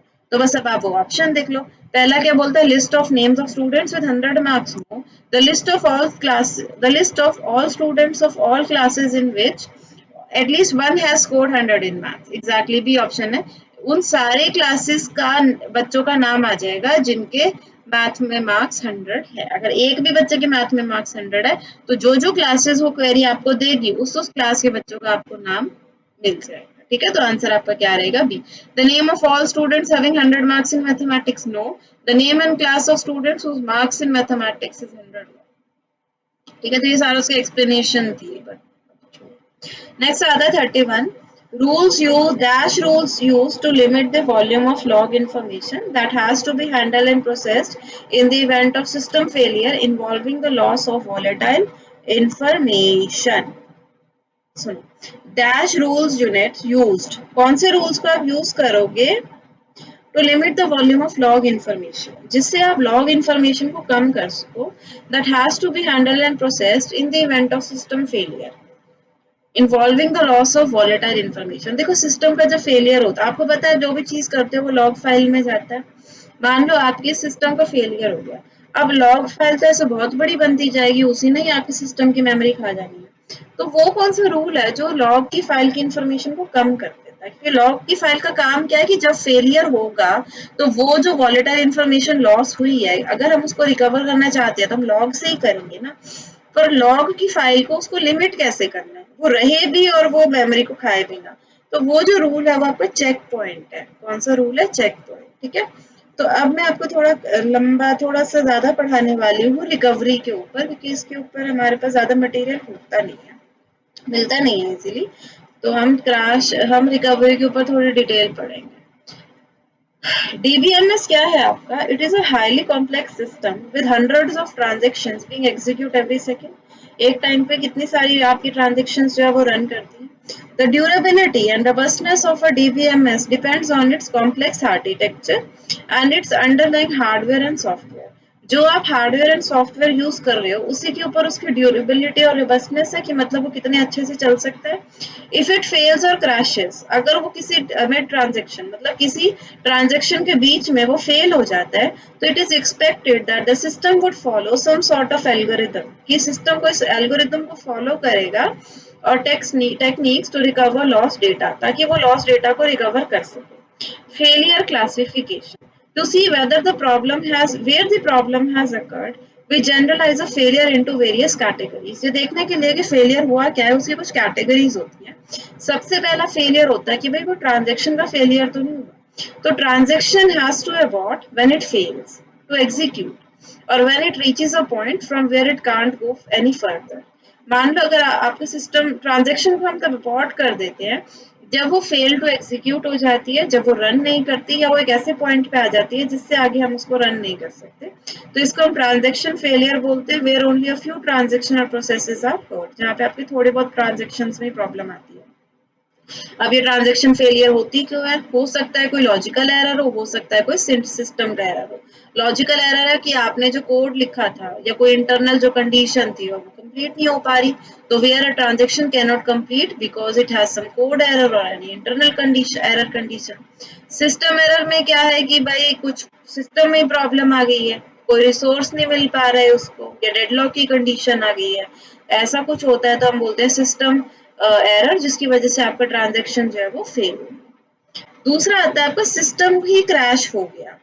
There are problems external to the system that may cause the system to drop abruptly, जहाँ पे आपका सिस्टम ही रुक गया and cause the system to crash. For example, interruption in power supply may cause the failure of underlying hardware or soft failure.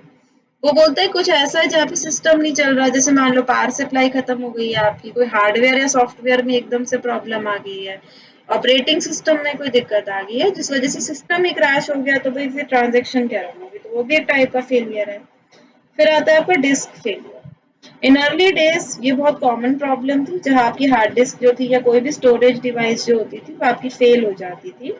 Disc failure में आते हैं formation of bad sector. मान लो जो सेक्टर्स है वो आपके अब अनरीचेबल है, कोई डिस्क का हेड क्रैश हो गया जिसकी वजह से सारी ही डिस्क आपकी करप्ट हो गई, तो डिस्क फेलियर है। ठीक है, तो ये क्या थे आपके टाइप्स ऑफ फेलियर जो आपके आ सकते हैं। रिकवरी तभी करेंगे ना जब फेलियर होगा, तो हम ये देख रहे हैं कि फेलियर किस किस टाइप के थे। अब हम पढ़ते हैं storage structure. We have already described the storage system. in brief, the storage structure can be divided into two categories.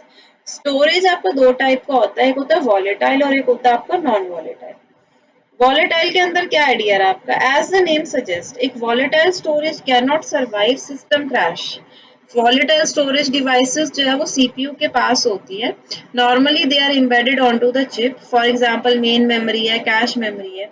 ये फास्ट तो होती है लेकिन इनमें थोड़ा सा ही डेटा होता है। आपको पता है रैम में कोई भी डेटा है, लाइट जाएगी तो और सेव नहीं है तो रैम जो है उसको आपको नहीं दिखा सकती। तो वो यही बोल रहा है कुछ ऐसा डेटा जो कि आपका वॉलेटाइल स्टोरेज में होगा वो कभी भी रिकवर नहीं हो पाएगा। नॉन वॉलेटाइल वाला जो होता है आपका, वो जैसे आपकी हार्ड डिस्क हो गई, मैग्नेटिक टेप, फ्लैश मेमोरी यानी पेन ड्राइव हो गई, ठीक है। तो ये जो सारी होती है ना आपकी नॉन वॉलेटाइल स्टोरेज है। तो दीज मेमोरीज जो होती है they are made to survive system crash, ये क्रैशेस को सर्वाइव कर सकते हैं। They are huge in data storage capacity but slow in accessibility. Data तो बहुत स्टोर कर सकते हैं पर इनमें से डेटा को रिट्रीव करना थोड़ा टाइम कंज्यूमिंग होता है, ठीक है। तो ये आपका क्या है, स्टोरेज की डिवाइसेस होती है। उसके बाद आता है आपका रिकवरी एंड एटॉमिसिटी, कि भाई रिकवर कर कैसे सकते हैं और एटॉमिक ट्रांजेक्शन कैसे होगी। वेन मतलब एटॉमिसिटी का मतलब होता है कि एंटायरिटी में वो रन कर जाए, या तो पूरा उसको एग्जीक्यूट कर दो ट्रांजेक्शन को क्योंकि फेलियर हुआ है, या तो उसको रिकवर करके आप पूरा रन कर दो, या फिर आप उसको कह दो भी नहीं कैंसिल हो गई, अबॉर्ट कर दो ट्रांजेक्शन, ठीक है। तो या तो रिकवरी किस फॉर्म में होगी वो देखते हैं। When a system crashes it may have several transactions being executed and various files opened for them to modify the data items. Transactions are made up of various operations which are atomic in nature. देखो जब भी एक system आपका crash होता है तो उसके पास बहुत सारी सेवरल ट्रांजेक्शन होती है being executed and various files opened for them to modify the data items. Transactions are made up of various operations. Transaction बहुत सारे ऑपरेशन से बने हुए हैं जो एटॉमिक होते हैं नेचर में, मतलब हर किसी का अपना इंडिविजुअल मीनिंग होता है। But according to ACID property atomicity as a whole must be maintained, या तो ट्रांजेक्शन पूरी रन करे या बिल्कुल ना रन करे। जो मैं आपको बोल रही हूँ कि रिकवरी हम ऐसे करेंगे, या तो हम पूरी करेंगे या हम करेंगे। तो है ना DBMS recovers from a crash, उसको क्या मेंटेन करना है, it should check the state of all the transaction which are being executed. सबसे पहले उनके स्टेट को चेक करें। A transaction in the middle of some operation, तो DBMS must ensure the atomicity of the transaction. अगर कोई transaction बीच में थी तो वो उसकी एटॉमिसिटी का ध्यान रखे। It should check whether the transaction can be now or it should check whether the transaction can be completed now or it needs to be rolled back. अब उसको देखना है कि क्या वो ट्रांजेक्शन कंप्लीट आगे हो सकती है या रोल बैक कर दो। No transaction would be allowed to leave the DBMS in inconsistent state. बीच में बीच की स्टेट में हम उसको नहीं छोड़ेंगे, या तो कंप्लीट कर दो या उसको रोल बैक कर दो, ठीक है। तो there are two types of techniques which can help a DBMS in recovering as well as maintaining the atomicity. तो दो तरीकों से आप ये काम कर सकते हो।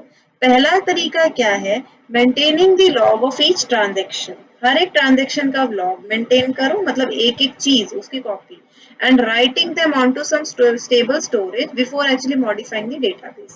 यानी आप एक लॉग बनाते रहो कि उस ट्रांजेक्शन में आप क्या क्या कर रहे हो वो आप लिखते जा रहे हो, किसी स्टेबल स्टोरेज पे लिख लो before actually modifying the database. Database को भी हम चेंज नहीं कर रहे, हम पहले किसी स्टेबल स्टोरेज पे रफली लिख रहे हैं। दूसरा तरीका होता है शैडो पेजिंग का, where the changes are done on a volatile memory and later the actual database is updated. तो वॉलेटाइल मेमोरी पे उसमें हम करते रहते हैं चेंजेस और फिर हम उसको बाद में अपडेट कर देते हैं। तो लॉग बेस्ड, ठीक है, दो तरीके हमारे होते हैं। अब सबसे पहले हम चलते हैं लॉग बेस्ड रिकवरी पे। पहले वाली टेक्निक यही थी ना कि हम लॉग बनाएंगे। तो लॉग क्या होता है, आपका कुछ रिकॉर्ड्स आपने बनाए which maintains the record of actions performed by a transaction. ये बहुत इंपॉर्टेंट है आपका कि जो लॉग्स हैं they are written prior to actual modification and stored on a stable storage which is fail safe. तो वो बोलता है ये बहुत जरूरी होता है जब आप ये लॉग बनाते हो कि आप उनको एक ऐसी डिवाइस पे रखो और कि वो फेल सेफ हो, मतलब अगर आपका क्रैश भी हो जाए तो वो डिवाइस क्रैश ना हो और बाद में आप मॉडिफिकेशन कर पाओ। तो लॉग बेस्ड रिकवरी कुछ ऐसे वर्क करती है। दो तरीके थे ना, तो ये पहले वाला है।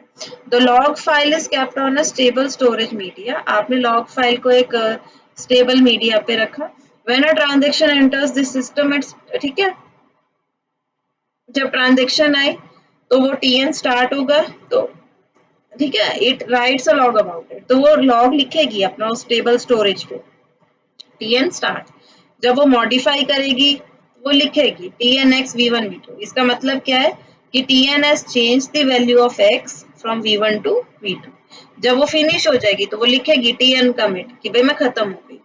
तो द डेटा अब जो अब आपका हुआ क्या, जो अब आपका जितना भी लॉग था वो आपको ये लिखते जा रहे हो। तो डेटाबेस उसके बाद आपको मॉडिफाई करना है, तो वो दो तरीकों से हो सकता है, डेफर्ड और इमीडिएट डेटाबेस। डेफर्ड के अंदर अब क्या होगा, all the logs are written onto the stable storage and the database is updated when a transaction commit। ठीक है, जितना भी लॉग है आपका वो आपने एक स्टेबल स्टोरेज के ऊपर लिखा और जब वो ट्रांजेक्शन कमिट हुई तो आपने उसको अपडेट कर दिया। इमीडिएट डेटाबेस में क्या होता है, each log follows an actual database modification, that is database is modified immediately after every operation. Her operation के बाद जो जो आपका ऑपरेशन होता जा रहा है, ये हुआ या मान लो ये वाला हुआ, फिर ये वो उसी टाइम आप क्या करते जा रहे हो, उस डेटाबेस में भी चेंज करते जा रहे हो, तो वो होता है आपका इमीडिएट डेटाबेस मॉडिफिकेशन। उसके बाद आपका आता है recovery with transaction concurrent transaction. अगर मान लो कोई कॉन्करेंट ट्रांजेक्शन चल रही थी, कॉन्करेंट के अंदर क्या होता है कि दो लोग एक ही ज्यादा लोग एक ट्रांजेक्शन पे वर्क कर रहे हैं, तो उसमें कैसे रिकवरी कर सकते हैं। When more than one transaction are being executed in parallel, the logs are interleaved। तो logs जो होते हैं आपके एक दो मिक्स हो सकते हैं। At the time of recovery ये बहुत हार्ड हो जाएगा to backtrack all logs and then start recovering। तो इस पॉइंट के लिए हम चेक पॉइंट्स का यूज करते हैं। चेक पॉइंट क्या करते हैं, keeping and maintaining logs in real time and in real environment may fill out all the memory space. अगर हम रियल एनवायरनमेंट में हर एक लॉग को मेंटेन करेंगे और कंकरेंट में तो बहुत सारी ट्रांजेक्शन ने काम करना है और एक दूसरे के डेटा पे भी काम करना है, तो उस केस में आपका क्या होगा, आपका मेमोरी का स्पेस भर जाएगा। तो as the time passes log file तो आपकी बहुत बड़ी हो जाएगी। तो चेक पॉइंट एक मैकेनिज्म है जहाँ पे आपके जितने भी प्रीवियस लॉग्स होते हैं उनको हम परमानेंटली एक स्टोरेज डिस्क पे डाल देते हैं। और checkpoint declares a point before which database was in consistent state and all the transactions were committed। तो वो एक previous point declare कर देता है कि भाई इससे पीछे वाले जो logs है वो सारे जा चुके हैं storage space में, फिर उनको delete कर देता है। ठीक है, जो हमारा क्वेश्चन था। अगला आता है recovery. When a system with concurrent transaction crashes and recovers, तो वो इस वे में आपका मानव में करेगा। The recovery system reads the logs backward from end to the last checkpoint। last checkpoint तक वो जाएगा। It maintain to list, undo and redo list। अगर आपका रिकवरी सिस्टम देखता है कि एक लॉग है, टीएन ने स्टार्ट किया एंड टीएन ने कमिट किया या फिर टीएन ने कमिट किया, तो वो उसको रीडू लिस्ट में डाल देगा कि भाई इसको दोबारा से ट्रांजेक्शन को अपीयर करा दो, रीडू कर दो ये काम। अगर उसको दिखा कि टीएन ने स्टार्ट तो किया पर उसको कमिट दिखा ही नहीं, तो वो उसको क्या कर देगा, अनडू लिस्ट में डाल देगा कि भाई ये वाला काम अब रिकवर नहीं करना। अगर आपकी कॉन्करेंट ट्रांजेक्शन है तो ऑल द ट्रांजेक्शन जो अनडू लिस्ट में वो अनडन हो जाएंगी एंड जितनी भी रीडू लिस्ट में होंगी वो आपकी रीडन हो जाएंगी। ठीक है, नेक्स्ट आई होप आपको रिकवरी वाला टॉपिक समझ में आया होगा। नेक्स्ट आता है which of the following methods execute a certain piece of code after a periodic interval. क्या बोलता है, which of the following method execute a certain piece of code after a periodic interval.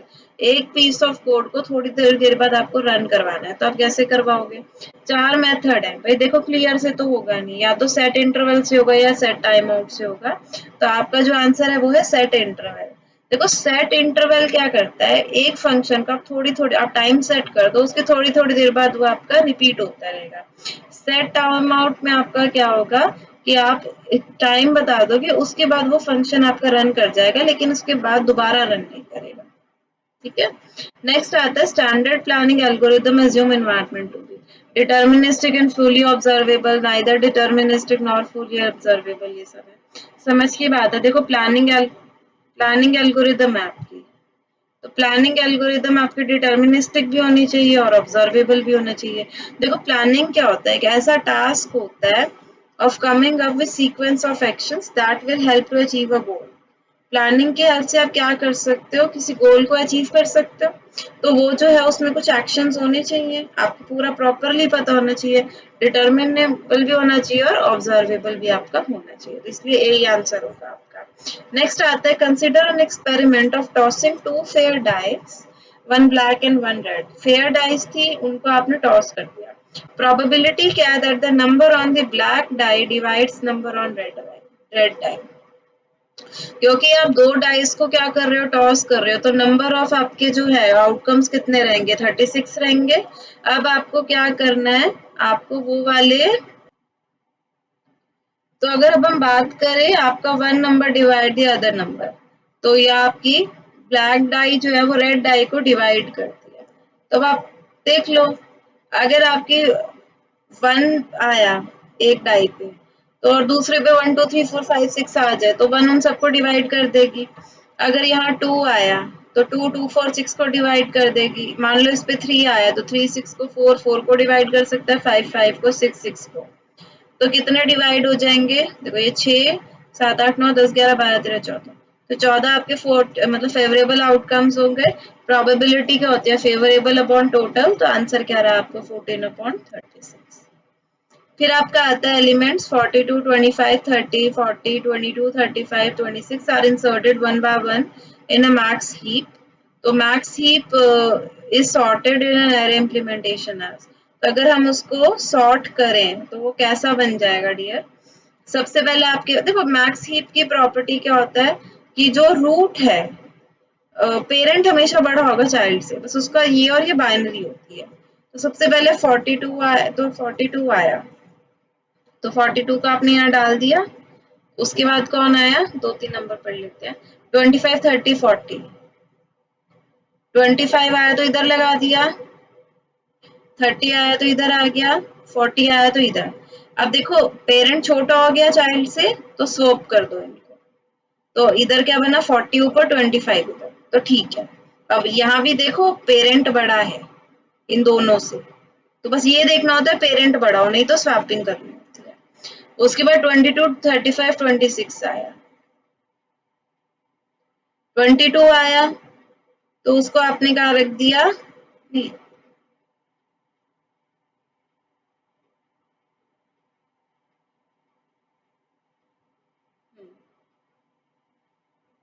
एक ना आपका, sorry यहाँ number 25 भी है, नहीं ठीक है, 22 35 26 आ गया ना, हाँ 25 इधर ऑलरेडी था, तो 22 आया तो 22 इधर हो गया, चल रहा है ठीक। फिर 35 आया, अब 35 के केस में प्रॉब्लम आ गई, क्या प्रॉब्लम आ गई, पेरेंट छोटा है तो इनको स्वैप कर दे। और उसके बाद आपका आया 26, तो 26 में कोई प्रॉब्लम नहीं है, इधर आ गया। तो अगर अब आपने सॉर्टिंग के बाद देखना है, तो आप ये देख लो, पहले आपका 42 फिर 40 फिर 35, अब आप इसको इस फॉर्म में देखेंगे। और उसके बाद ब्रेथ फर्स्ट सर्च करेंगे आप इसकी, बेसिकली 25 22 30 26, ठीक है, तो ये आपका सॉर्टिंग में आ जाएगा। नेक्स्ट आपका बोलता है the dynamic binding occurs during compile time, run time, linking या प्री प्रोसेसिंग। डायनेमिक बाइंडिंग जो होती है रन टाइम पे होती है। डायनेमिक बाइंडिंग का मतलब होता है लेट बाइंडिंग करना, तो वो रन टाइम पे होगी। स्टैटिक बाइंडिंग का मतलब होता है अर्ली बाइंडिंग, जो आपका कंपाइल टाइम पे होता है। The following 3 golden rules है आपके, place the user in control, reduce the user's memory load, make the interface consistent are for। सबसे पहले वो क्या, ये यूजर सेटिस्फेक्शन है, गुड इंटरफेस डिजाइन है, या none of these. 3 goals, place user को कंट्रोल में रख, यूजर को कंट्रोल दो, जो यूजर का मेमोरी लोड है उसको कम करो, और जो इंटरफेस है उसको कंसिस्टेंट करो। ये सब आपके एक अच्छे इंटरफेस के डिजाइन होते हैं, और इनको आप मेंडेल्स गोल्डन रूल बोलते हो। अगला आता है बैंकर्स एल्गोरिथम, किस वर्क के लिए आती है, भाई जो बैंकर की एल्गोरिथम है वो आपकी डेडलॉक अवॉइडेंस के काम आती है। फिर आपको इस एक्सप्रेशन को सिंप्लीफाई करना था, हाँ देखो x plus y plus x y x plus z है। सबसे पहले क्या किया, इन दोनों से मैंने y को कॉमन ले लिया, तो 1 प्लस एक्स आया।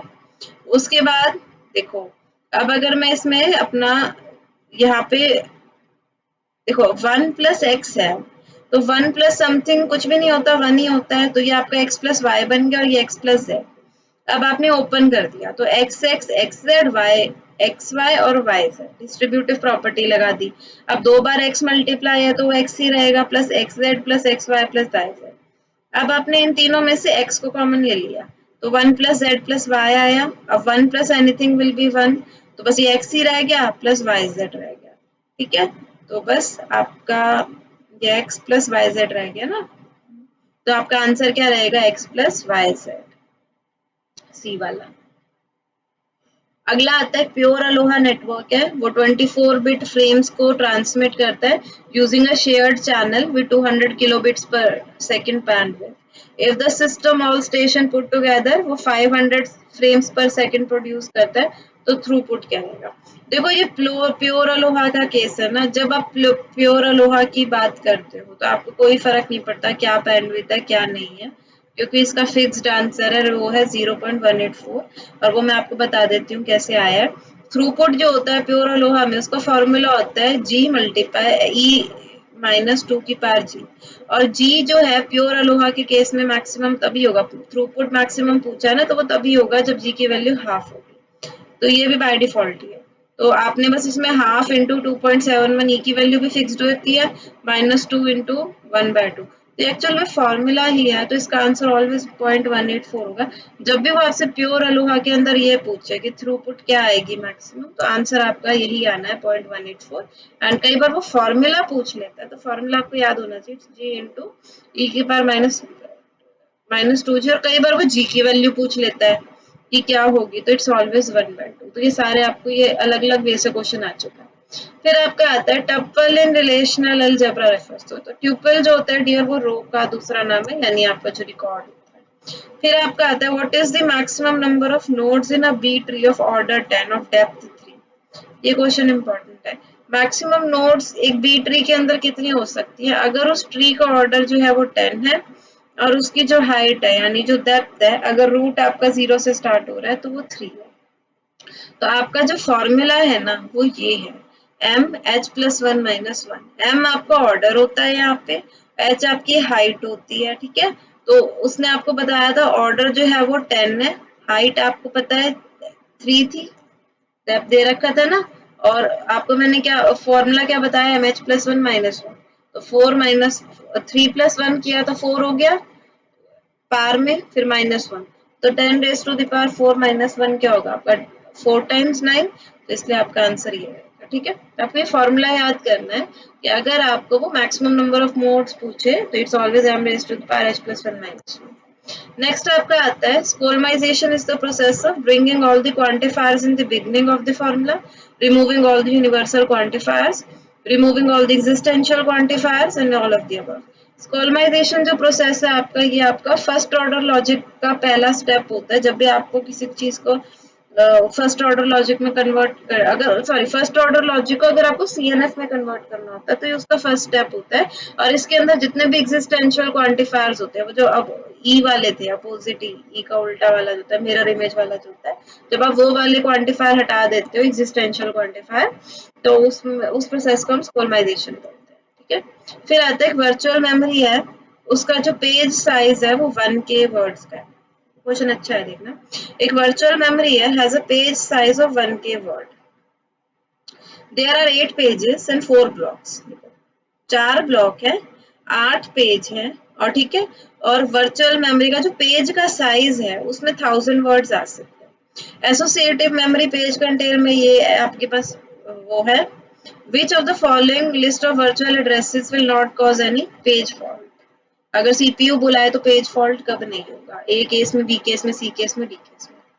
तो देखो उसने आपको पेज का साइज बता दिया है 1K। अब आपको पता है जब आप पेज टेबल में वर्क करते हो तो के की जो एक्चुअल वैल्यू है वो 1024 होती है। जब हम डेटा कम्युनिकेशन के क्वेश्चन करते हैं तो हम उसमें 1000 लेते हैं, तभी हम इसकी एग्जैक्ट वैल्यू लेंगे 1024। तो अगर हम एड्रेस की रेंज बनाएं, क्योंकि उसने बोला था ना एक के अंदर 1000 आ सकते हैं, तो 0 से 1023, 1024 से ये, क्योंकि हमें पता है हमारे 8 पेजेस थे, तो 0 से 7 मेरे 8 पेजेस हो गए। मैंने बना लिया कि हर पेज के अंदर कितना डेटा जा सकता है, बस अब इतने से मेरा काम चल जाएगा। मैंने बोला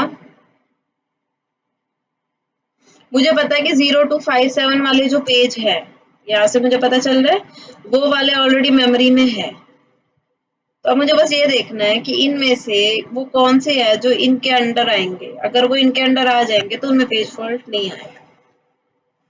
तो जैसे मैं आपको पहला फर्स्ट एग्जांपल देती हूँ 1024। जो 1024 है वो इस रेंज में आ रहा है, यानी पेज नंबर 1 पर पेज नंबर 1 तो यहाँ है ही नहीं, तो पेज फॉल्ट आएगा।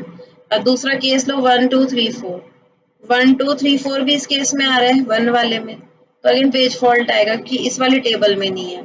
फिर सी केस लो 1020, 1020 इसमें आ रहा है 0, 0 है। फिर 3012, 3012 इसमें आ रहा है 2 में, 2 इधर है। फिर आता है 6120, 6120 इसमें आएगा 5, 5 भी है। और फिर आता है 8100, 8100 सेवंथ वाले केस में आ रहा है और वो आपका है। तो सी जो पार्ट है उस केस में आपका कभी भी पेज फॉल्ट नहीं आएगा। अगला आता है आपका लास्ट क्वेश्चन 50th। अगर हम इसको कन्वर्ट करते हैं, if we convert this expression into this, फिर इसमें तो ये कौन सा प्रोसेस है? सिंप्लीफिकेशन, यूनिफिकेशन, स्कोलमाइजेशन या रेजोल्यूशन? देखो इस स्टेप में मैंने क्या किया है, देखो सिंप्लीफिकेशन तो ये होता है कि जब आप सॉल्व करते हो किसी चीज को, यहाँ सॉल्विंग तो कर ही नहीं है, अभी ये नहीं है।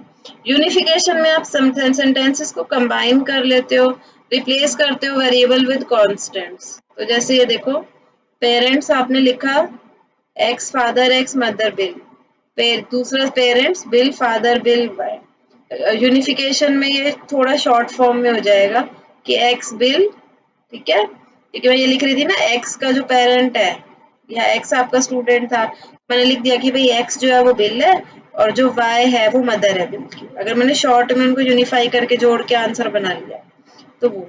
स्कूलमाइजेशन में क्या था कि आप रिमूव कर रहे थे सारे एग्जिस्टेंशियल क्वांटिफायर्स, ये वाले, ये जो ये वाला ई था जो मैं आपको कह रही थी मिरर इमेज ऑफ ई, यहाँ पे ये ये आपका एग्जिस्टेंशियल क्वांटिफायर था ये वाला। तो अगर मैं इसको रिमूव करती हूँ तो वो मेरा स्कोलमाइजेशन था। और आपका यहाँ पे रेजोल्यूशन क्या था? Deriving all possible combination of given axiom and checking whether they are true और फॉल्स, ठीक है। रेजोल्यूशन में आपका क्या होता है? सारे पॉसिबल कॉम्बिनेशन डिराइव कर लेना किसी एक्सियम के एंड चेक करना कि वो ट्रू है या फॉल्स है, वो रेजोल्यूशन है। तो इस क्वेश्चन में अगर आप ध्यान से देखो तो आपने कुछ भी नहीं किया, आपने सिर्फ जो ये एग्जिस्टेंशियल क्वांटिफायर यूज हो रहे थे, ये वाला है या ये वाला है, ये आपने खत्म करे और तो कुछ भी नहीं करा। फॉर वाले भी है और बाकी ऑलमोस्ट स्टेटमेंट सेम ही जा रही है, कोई आपने एक्सप्रेशन की सॉल्विंग नहीं करी, कोई आपने ट्रू फॉल नहीं करा, इसलिए यहाँ पे आपका सिर्फ और सिर्फ स्कोलमाइजेशन का ऑपरेशन ही परफॉर्म। तो क्लास आपके साथ मैंने 50 क्वेश्चंस डिस्कस करे हैं। आई होप आपको ये टॉपिक समझ में आया होगा। ये आपका मॉक टेस्ट 1 था। If you like this video do subscribe my channel and do comment कि कैसा लगा, मेरे को जरूर बताना। एंड आपको डेली बेसिस पे एक वीडियो मिल जाएगी। तो ऑल द बेस्ट आपका नेक्स्ट ईयर हो इन वीडियोस को देख के। चलो ठीक है, बाय बाय, थैंक यू।